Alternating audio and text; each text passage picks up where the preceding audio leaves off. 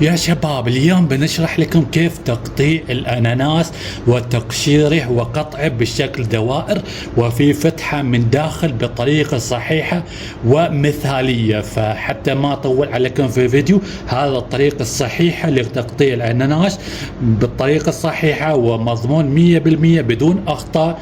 فنروح لطريقة تقطيع الأناناس. فيلا، السلام عليكم يا شباب. قبل كل شيء اضغط لايك للفيديو، اذا ما كنت مشترك في القناه اشترك في القناه وفعل زر الجرس. اليوم جايب لكم طريقه تقطيع وتقشير الاناناس بشكل دوائر مثل المصانع، مثل القواطي اللي فيها اناناس، كيف تقطع بشكل دوائر بشكل احترافي. فنروح للشرح. فيلا، اول شيء مثل ما تشوفون تحتاج سكين وهذا الخشبه. الحين تروح اول شيء تقطع الجزء العلوي بهذه الطريقة.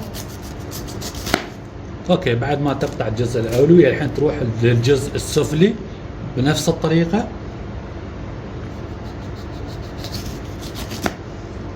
بهذا الشكل حتى يعطينا الشكل بهذا الشكل. اوكي، الحين كل ما عليك انك تقطع القشر تقطع القشر بهذه الطريقة.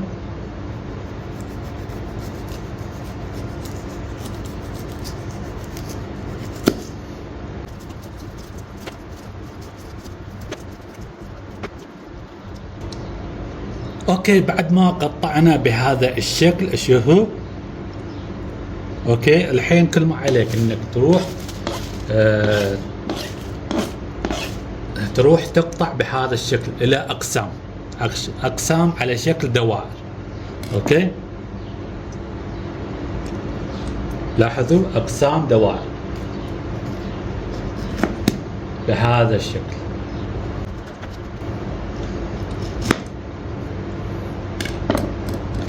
اوكي، مثل ما تشوفون هذا هو الاقسام بهذا الشكل، لاحظوا. اوكي، الحين كل ما عليك انك تاخذ الحبه حبه. هني بتحصل هذا الدائره، لاحظوا هذا الدائره لازم تشيله لان هذا الدائره جدا قويه ما ينأكل، يعني مثل الغصن. اوكي، تشيل هذا الدائره بالسكين. اوكي، مثل ما تشوفون راح تشيله بهذه الطريقه. شوفوا،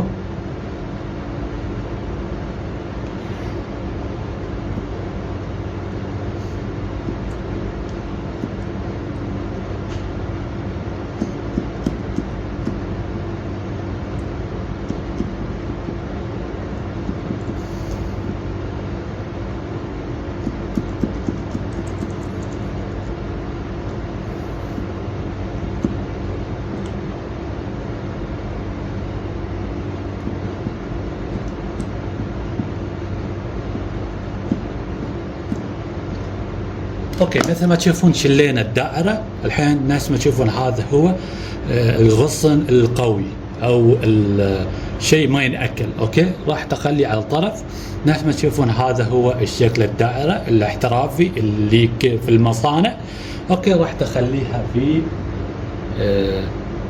على الجنب. الحين تروح للثاني نفس الطريقه حبه حبه، راح تقص هذا الدائره.